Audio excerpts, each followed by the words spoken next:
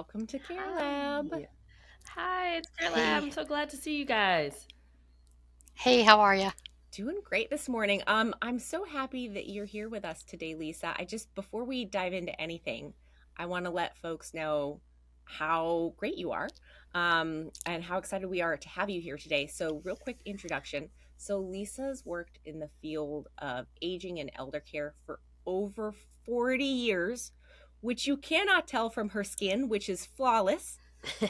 I'll just go ahead and say, um, she's worked in a wide variety of settings, and her special interest is in trauma informed care, grief, and living well with chronic illness. And she's really a champion of person centered care and trauma informed care. Lisa is so awesome. You're gonna see why, because she's gonna make you feel all warm and fuzzy. Um, she is absolutely magnificent at helping other people channel their innate wisdom, to help make good decisions for themselves. So, anyway, Lisa, welcome to the Care Lab. Thank you so much. Thank you. Thank you both for having me here today. It's really exciting for me to be here.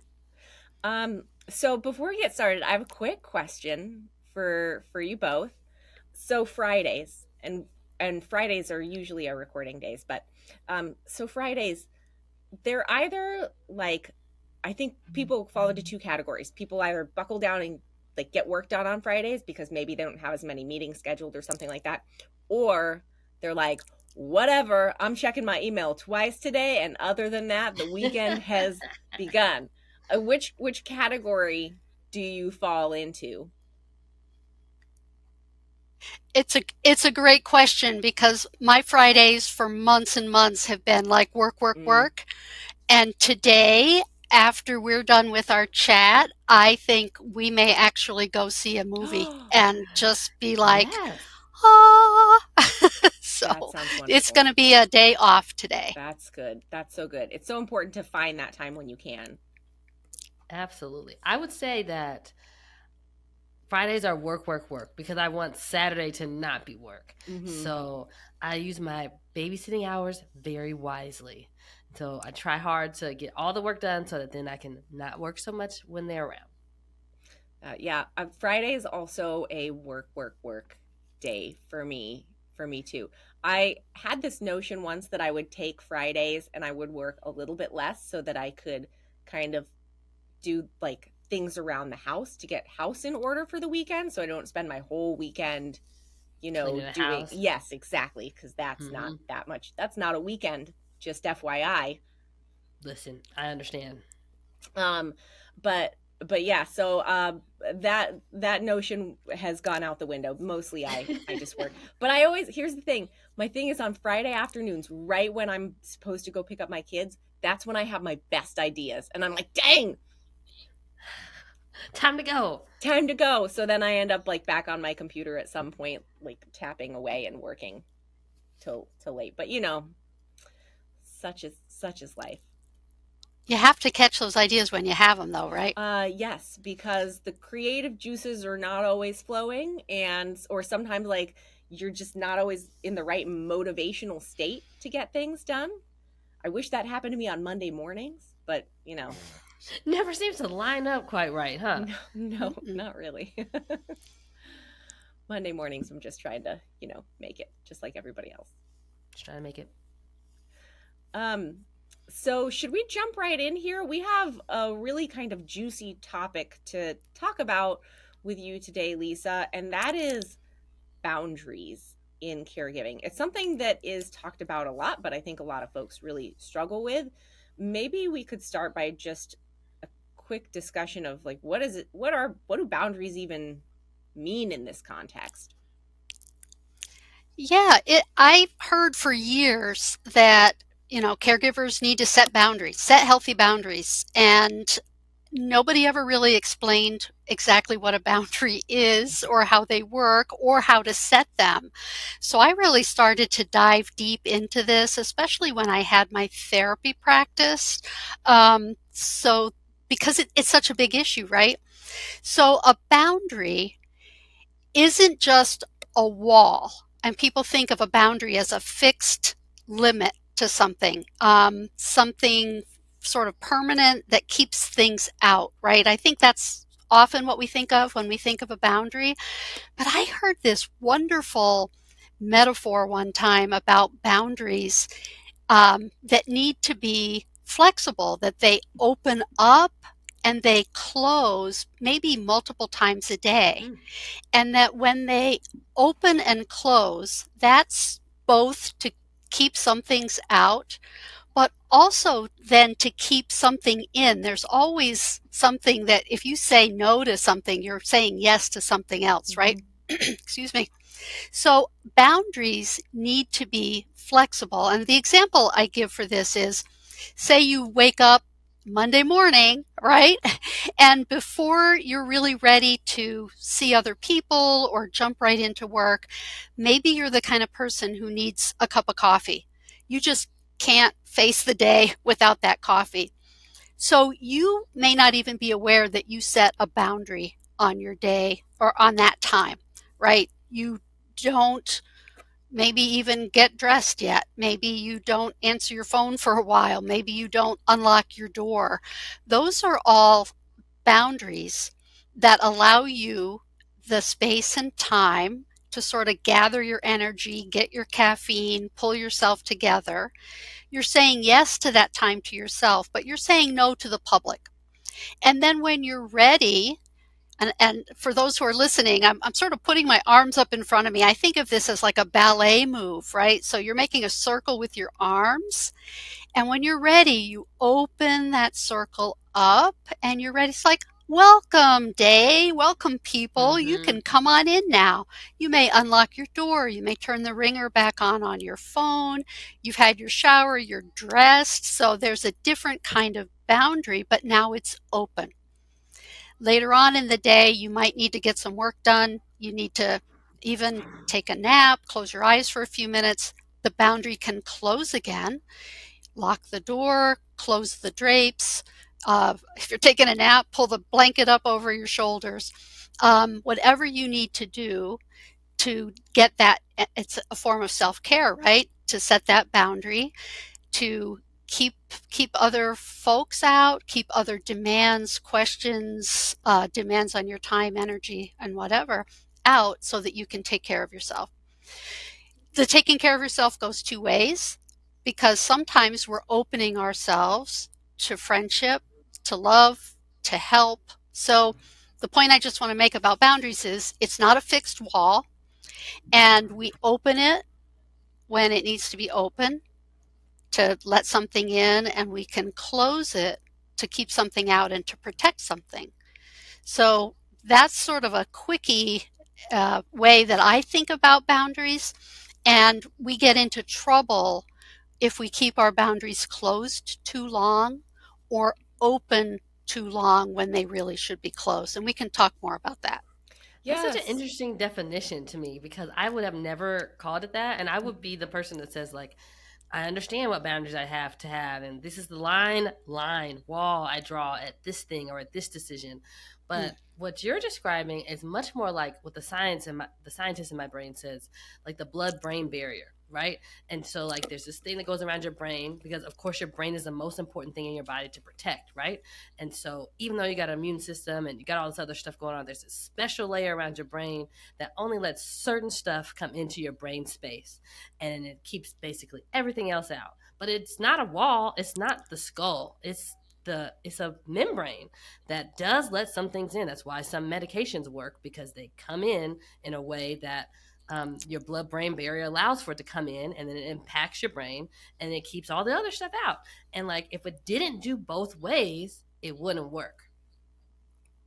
It's a beautiful way to think about it, Brandy, and I love that. I have a scientific approach to this too, and we know that if that blood-brain barrier is damaged in some way, we have bad consequences, right? Yeah. So if the nutrients aren't getting through, if the medication isn't getting through, what's on the inside can get really sick. Mm. Or if the blood is coming through that barrier, then parts of the brain can die, right? So I like the way you've described it. We're talking about permeability. So we can think of the boundaries as open or closed, or we can think of them as too rigid or too soft. If that makes sense. Depends on, pick your analogy. And I like that one. Yeah, I think I won't. I was thinking of like a heart valve, like opening and closing, like it's open or closed, and you don't want any backwash going in there, right? And like there's a finite amount of blood that can go through, but we want just the right amount to get in and just the right amount to get out, and like that's the purpose of the valve. Kind of, yeah, similar thing. I like thinking of boundaries in these ways, and I had not thought of that before, because yeah, same as Brandy, I was like, okay, here's the line, and this is what I don't cross over. But maybe not having flexibilities in those boundaries doesn't allow us the flexibility that is required of life, which is a changing process to change what we need or change what we do based on the circumstances around us. So it's a much more helpful definition of boundaries to think of them as flexible or like hard versus soft. I think that's what a unique way of thinking about it. What are some of the what are the risks of having a boundary that is too firm that you have kind of seen throughout your life and your practice? Yeah, so especially when we're thinking about giving care or sharing care with someone, that rigid boundary might be when a person feels like everything has to be done by them. Like they're the only one who can take mom to the grocery store. They're the only one who can clean mom's house because mom's told her, you're the only one who can clean my house. I like how you do it. So, which brings up another important thing about boundaries is families have different kinds of expectations and approaches about boundaries. And depending on the family you grew up in, your own boundaries may not have been honored or reinforced or respected. So a lot of us grew up feeling like other people's needs were the things that we needed to attend to, and it didn't matter what we needed. We just needed to make sure they were okay. And here we're talking about anything from, big social cultural expectations, especially it seems like depending on the generation you came from, on women, like, right, it's the woman's job to take care of everybody in the household. Doesn't matter if you're only 5, that's still your job. To very personal things that may be happening in some families where trauma or role changes, divorce in the family, separation, maybe even mental health issues or addiction can really mess with people's boundaries and what you feel like your role is. So before we even can talk about boundaries, we have to talk about like how do you think about that and what's important to you? Like you can't set a boundary. You don't know what to say no to or what to say yes to unless you know in a really clear way what your needs are. And I've been doing a lot of recent exploration about this. I have a colleague, her name is Rebecca Hubbard. She's a brilliant social worker in Chicago. Colorado. And we've been doing some teaching together. And she is teaching me so much about nonviolent communication, Marshall Rosenberg's, also known as compassionate communication. And I'm realizing every time I talk to her how really important these tools are, not just for communicating what your needs are and helping you understand what other people's underlying needs are, but also in setting boundaries and learning how to make those decisions about what your values are. Hey there, it's Emilia. Listen, I am so thrilled to have a great resource like Ask Sammy as part of the Care Lab team, and here's why. It's a game changer for aging in place because it makes it so simple. All you do is ask. Just type in your question or even tell Sammy what the problem is and get tailored solutions. Everything from innovative adaptive equipment to comprehensive resources. It's a great way to become more empowered, to live more independently, and to live with greater confidence. And my favorite thing about how Ask Sammy works is it's deeply rooted in dignity and practicality. So, whether you're a fellow therapist, a care partner, or someone who's seeking solutions for themselves, visit www.asksammy.com. We're going to link it in the show notes so you can find it there. Start making home more accessible today. Now, back to the show. So it's been like an ongoing journey for me, this whole issue of boundaries. It's not so simple as like knowing how to say no.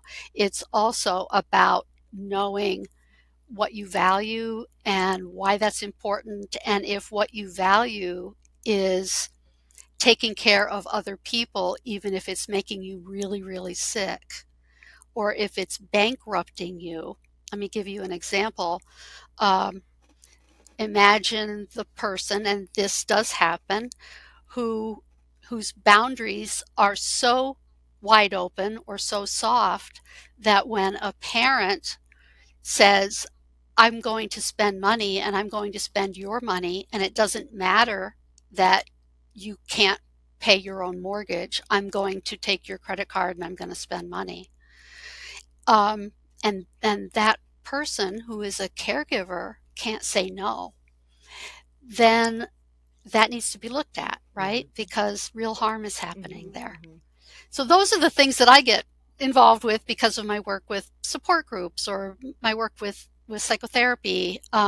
So, we're really running into some pretty significant situations. I think that something else that I had never really thought about, at least not at the top of my brain, like maybe it was buried down somewhere there, but is this fact that a lot of times when we're talking about caregivers and setting boundaries, we're acting as if there's no background or history to that person before they became a Mm-hmm. caregiver, right? When, of Mhm. course, we are all fully formed or forming, always in the process of forming human beings, starting from the moment that we're born. And so these experiences that people have, I think childhood is, it just molds you, right? And we don't necessarily begin to sort out how our childhood has influenced us until we're a lot further along in our journey as adults a lot of the time. But do you Mhm. find in a lot of your work with the caregivers who are like actively caring for folks now as adults that they're having to go back into their childhood and think about what did I learn about boundaries as a child? How do I even know what my values are, and like really get down into work about things that happened so much earlier in their life before they ever became a caregiver to sort out their needs now. Yeah, Amelia, for sure. In my work as a psychotherapist, it really does go back to those early messages that we get about who we are and what we're supposed to do in the family, and they're not always necessarily factual messages because kids see the world through their own egocentric lens, and by that I don't mean egotistical, but kids understand the world as revolving around them. That's developmentally appropriate for them. So a kid who has a parent leave the home because they don't get along with the other parent might believe that they left because of something they did. Mm. So they take that on and may say, well, I have to be super good because maybe the other parent is going to leave, and that would be devastating for me. How can I can't even reach the first cupboard, so I'll die. Literally, it's a life and death issue if you're a child, if we can't keep that connection with the adults that are around us. So taking that on, and we keep it though in the back of our head. So sometimes that taking care of others, whether it's because we're going to be the best little boy or girl that we can be, um, is something that feels like a survival skill. And that's all happening at a really subconscious kind of a level. I didn't mean to get all psychoanalytic on you, No, but this yeah, is these, great. I Yeah, think people are going exactly. to listen to this and really start thinking about what you're saying here. This is fantastic. yeah. And the good news is that we absolutely have ways to support people in looking at that and in healing from things that are not serving them well, those roles and those beliefs, and coming into a better balance in their care partner relationships. Finding finding not just the inner sense of who they are and what they truly need, but also finding that in a way that really feels empowering and comfortable. I'm a big fan of therapy, obviously, but finding a way to do that that isn't coming from that place of true hurt and anger, which obviously and rightfully exists, but being able to approach an elder, even someone who may have been abusive or neglectful at some point in that person's life, or may still be, but being able to approach them, one human being to another, and saying, here are the things that I need. I understand that you have some needs too. I can do A and B. Let's work together to figure out how you can have these other needs met, things that I can't do for you. And, just having that support of somebody that's in your corner, whether that's a therapist or a person from your faith community or a very wise friend, somebody who can be in your corner and can help you sort that stuff out. I think that's so Yeah. important that you brought that up because that's what I was thinking too. It was about like there's the dynamic of who you are as a person that started from being a kid and how that impacts your caregiving and boundaries. But then there's also the impact of who they are to you and what has happened in the past. And while you might feel responsible for caring for them, um, that doesn't mean that they're a blank slate and you're a blank slate. You have baggage together, and maybe that's abuse, like you said, or maybe it's less serious than that, but it's still impactful. And so I think the very clear cut way you just said, like, hey, I can do A and B for you, but I also know that C and D need to get done. Let's talk about how we can find that, how to get that done, because that's that's not something I can do for you. Yeah. And leaving it just like that, I think is very it sounds very easy, but I think that's a big problem that people end up having and they don't talk about it, and so they don't see that it could actually be easy. It just needs to be talked about. Yeah, it's not necessarily easy. I often think about elder care as both an art and a science. Mhm. And we're not just talking about elder care, right? We're talking about your whole life, potentially, the lives that your siblings have experienced, which I guarantee are different from yours because we all grow up in a different family. I'm the oldest of four girls. I didn't have any older brothers and sisters. So for a while, I was an only child.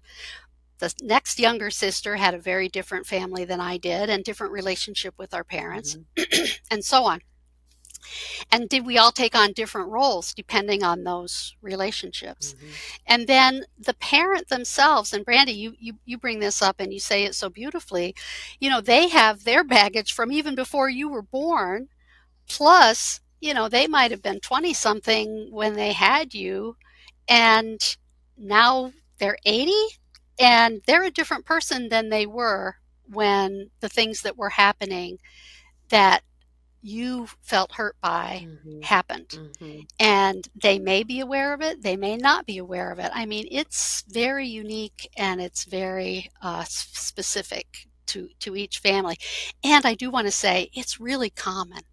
I mean, one of the things that's really influenced my career as part of the teaching that I do now on trauma informed care is something called the ACE study, Adverse Childhood Experience Study, and it started out with about 17,000 people, which is huge for a study, out at Kaiser Permanente in California, and they were joined by the Center for Disease Control in Atlanta. So the CDC and Kaiser Permanente looked at all these people, and what they learned was the more experiences you have as a child, like before age 18, and they included three major areas like abuse, neglect, and family structure. So was there a parent who was incarcerated, or was there divorce in the family? I think I have those categories right. And if you had, you get like 1 point for each of those things that happened. If the parent was treated violently, or if you experienced physical or emotional abuse or sexual abuse. So when those things happen, you get a score. And what they learned was the higher you scored as in these events as a child, the more likely you were. There was a direct correlation between that and how many and how ill you were by midlife. Midlife, like in your 50s, you were more likely to have cancer, COPD, obesity, asthma, heart disease. I mean, Wow. that blew me away, because as a clinical gerontologist as well as a social worker, I know that if you have chronic illness in your 50s, that does not bode well overall for the next 20 years of your life. Those are the folks that are going to need assistance, right? Whether it's from family or from some kind of residential care. Yeah. If you're healthy till your 70s, you get the bonus round. You get another 20 years of good living, usually in your own home, and you're doing pretty well. So you get to be 90 then, and not necessarily need too much help. So that blew me away. And again, it's important to know that these adverse childhood incidents were more common than anybody realized, and they cross all socioeconomic statuses. They are more common, and what we're learning about how the brain works is teaching us how we can support healing. Most of those efforts are geared towards kids because we want to prevent illness. We want to prevent the toxic stress, which leads to inflammation, which leads to illness. We want to help people learn how to do mindful awareness and these simple things. Like, that's why we're doing yoga in some schools now, because these really help. But I work with older people, so my passion is really supporting healing in the second half of life, whether that's a caregiver or the older person that they're taking care of. We can support healing in the later half of life and improve health and well-being. Care Lab listeners, it's Brandy, and as the founder of a platform made to make aging in place easier for everyone, I knew it would be incomplete if we did not have education, especially for caregivers. So whether you're a family caregiver or somebody who trains a whole organization, Higher Standards caregiver training videos are for you. I'm so proud that we were able to partner together with Emilia in order to provide these to you because they're easy for everybody.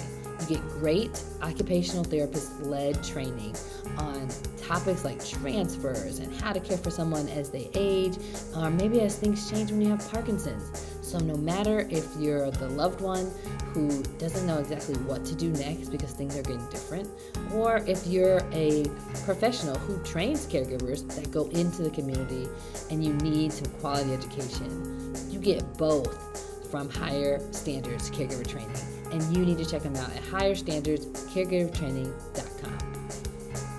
I think that's such an important point to make because I think culturally there's this idea that you become an adult and you're fixed and that's how it is, or you can't change anymore, you're not going to learn anything else, or you get older and you're just going to decline and that's how it is and there's nothing that you can do about it.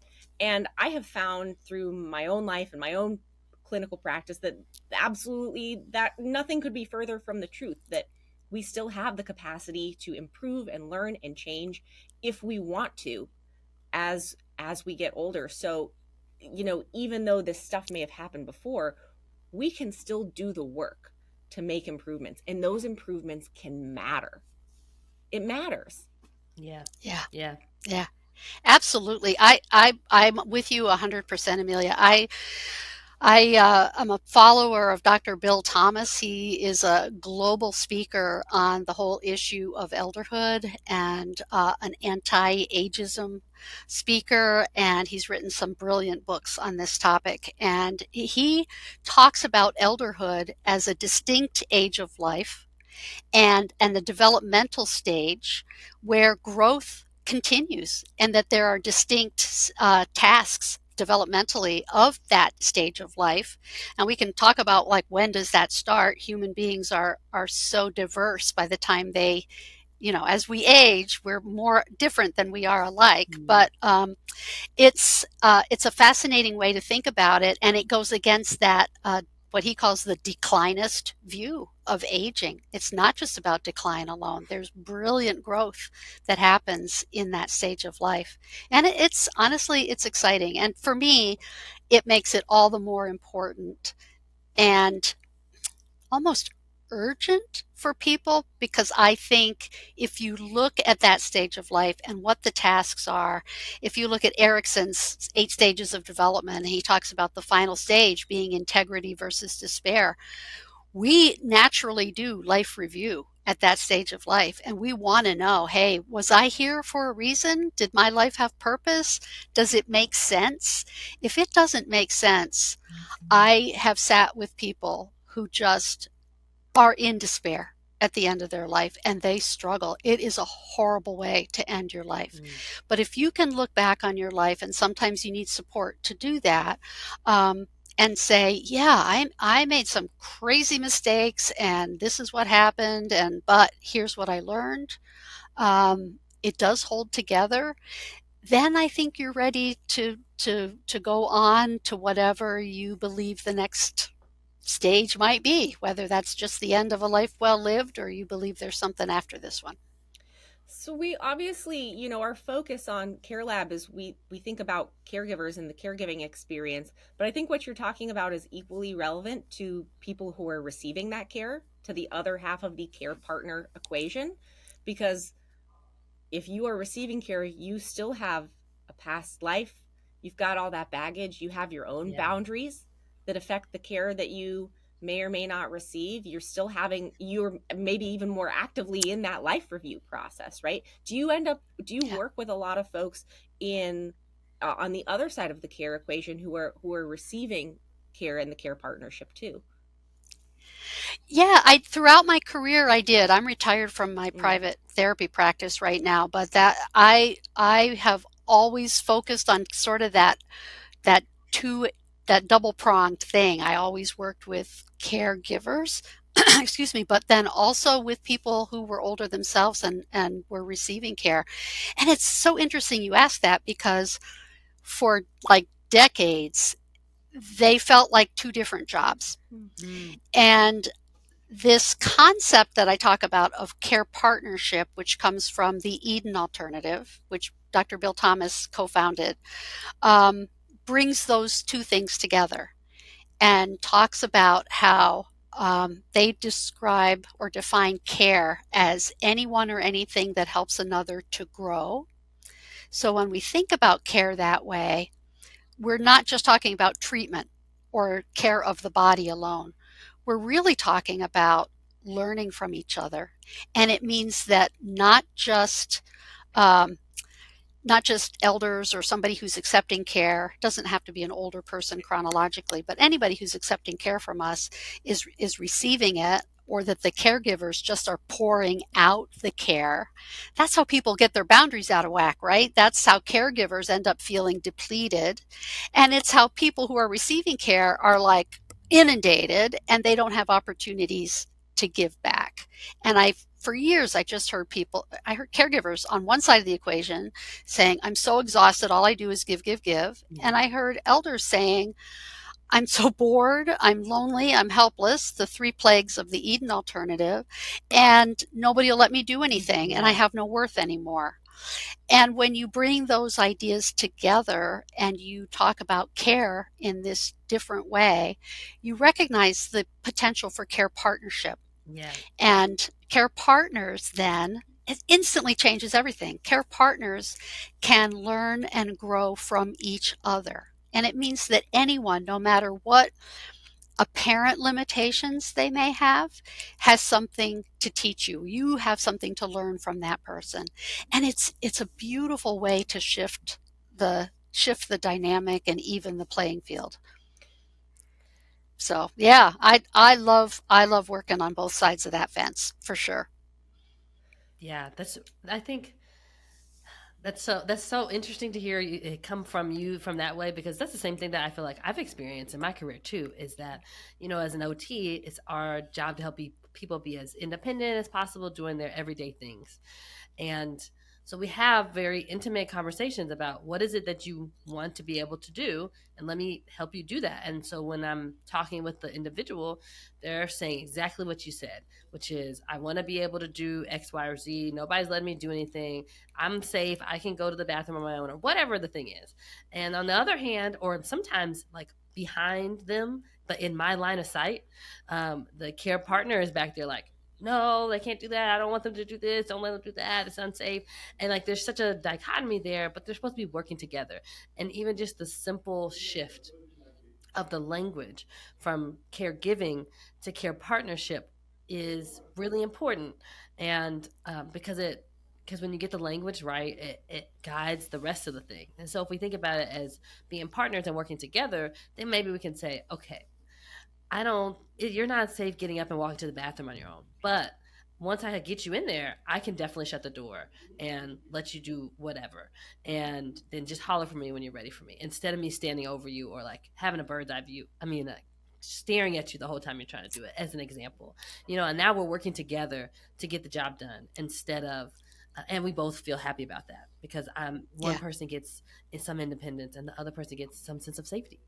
Yeah, it's all about empowering both sides of the equation so that everyone feels honored and respected and has dignity, and no one feels overwhelmed one way or the other. Yeah. I had a question. Yeah. Go ahead. Go ahead. Yeah. Go ahead. Michael, I had a question for you, which was, you made this great point about if you don't know what your value system is or what you have, it's hard to set boundaries. But the majority of people that I meet that become care partners don't plan to do it. And all of a sudden they're care partners. So maybe they've never even thought about what their boundaries should be or shouldn't be, or what their values are. And do you have any suggestions about how to stop and think about that? How much time it takes to stop and think about that? How do they get started on doing that? Yeah. I did an exercise several years ago. Sorry, it's allergy season in the Northeast. So um, I found an online tool, and I haven't looked like in the last couple of months, but I'm sure it's still there. If you just Google um, Franklin Covey, Covey, personal mission statement builder, you will find a tool online that will help you actually create a mission statement for yourself. I think most of us are aware of how organizations might have a mission statement, but this is a way to think about who you are, like what's important to you, who are your heroes, who do you admire, how do you want to be remembered. And I first did this for myself, oh my gosh, way back right before the turn of when you say the last century and you're my age, you're thinking 1900, but right around 2000, I did this for myself. And it's a powerful document that comes out of that thinking process. They ask you questions, you answer them, and then it'll actually like print out for you a document that you can tweak and change. You can revisit, because these things change for you over time as your relationships change or you go into different stages of life. But I would start with like a personal mission statement. It helps you think about what's important to you. Hmm. I think that's a good way to start. And it's kind of a fun thing to do, and it makes you think, it makes you talk to the people that you care about, what's important, how do you want to be remembered. An exercise I did many years before that was similar, was one of the first aging studies courses that I ever took was, it was a death and dying course. That's another big, I'm a big fan of grief studies. Sounds bizarre, doesn't it? You know what? My favorite But lab in school was cadaver lab. So oh yeah, I know people think well, I'm I'm real going. weird for that, but No, that's okay. We get it. We get people like that. That's okay.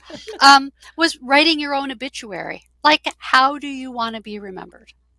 What do you want people to remember about your life? That will give you a clue about what's important to you. It's like Yeah. working backwards. Like what's the end, and then how do I get to that, right? And so if I want people to remember me for X, Y, and Z, what should I be doing now in order to continue that? And that can really put it into perspective, I think. Yeah. Something that's more immediate is something I talk about in the course that I have up on the Whole Care Network University, and it's about juggling balls. And what they say is that um, even the best juggler in the world can really only juggle so many items. If you throw more items at that, they're going to start dropping stuff, and they can't control what they're going to drop. So we have to imagine that some of the balls that we juggle are crystal and some of them are rubber. And when we drop crystal balls, they will shatter, and there's nothing we can do about that. If we drop a rubber ball, no big deal. The ball is going to bounce, it'll roll off into the corner. We can leave it there. Maybe it'll get dusty, but we can always go retrieve it, or we can toss it to somebody else to watch for a while. Care partners, if they think about what is rubber and what is crystal, and in my course I have a worksheet for them to do that, they can kind of realize, hey, I'm juggling too many balls. Maybe I need to delegate. Not an easy skill if you haven't been taught how to do that, but I need to get rid of some of these balls. Which things am I juggling are really precious that I just can't risk dropping, and which things are something that I can pass off for a little while or set aside for right now. Mm. And it might get down to really simple things. I mean, talking about boundaries, we might be in the habit of just saying yes when folks ask us to give our time. You know, we think about resources as money, but time, energy, our emotional energy, these are all different kinds of resources, and we might only have limited amounts of each. We only have limited amounts of each to spend. Mm-hmm. So when we're involved in caregiving, that is taking up a certain amount of our time, energy, maybe even our money. And so we're juggling that now as a ball or a couple of balls. What are the other things that we now have to say no to? Maybe every year I volunteered for some charity, or I helped with some event, and maybe this year I have to set a boundary on that and I have to say no to that, and that's where those good communication skills come in. Mm-hmm. Well, Lisa, I think I want to be respectful. I could honestly listen, everyone. I could talk to Lisa Kendall forever because I think you're so amazing and I learn so much from you every time we have a conversation. Aw. You are an absolute fountain of knowledge and experience and wisdom. And so I really thank you for being here on this episode of Care Lab Podcast today. I want to be respectful of your time, though. I do also want to just say one more time, y'all, I think everyone knows why I love you so much. Check out Lisa's course at Whole Care Network University. It's wcnuniversity.com. You can search for Lisa Kendall there, and her course or courses will pop right up.